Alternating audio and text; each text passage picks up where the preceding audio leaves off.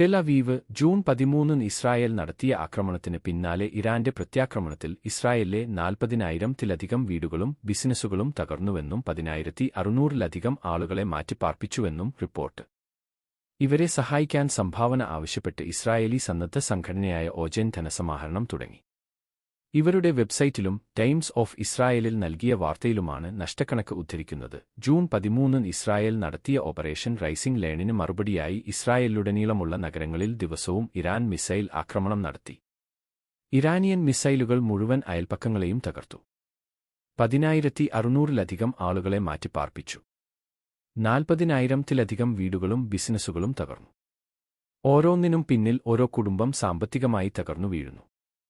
തെരുവുകൾ തകർന്നു കിടക്കുന്നു. ഉപജീവനമാർഗങ്ങൾ ഇല്ലാതായി. കടകൾ അടഞ്ഞുകിടക്കുന്നു. ശമ്പളം ഇല്ലാതായി.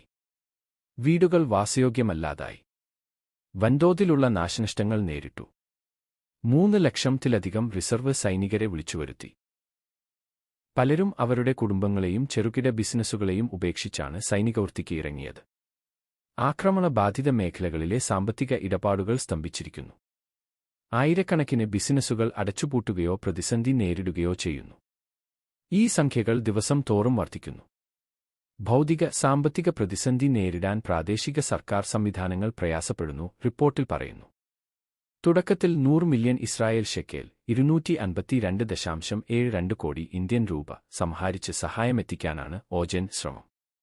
യുദ്ധത്തിൽ കൂടുതൽ നാശനഷ്ടം നേരിട്ട വീടുകൾക്കും ചെറുകിട ബിസിനസ്സുകൾക്കും ഉടനടി സഹായം നൽകുമെന്ന് ഇവർ പറയുന്നു. ചാനൽ സബ്സ്ക്രൈബ് ചെയ്യാനും പേജ് ഫോളോ ചെയ്യാനും മറക്കല്ലേ.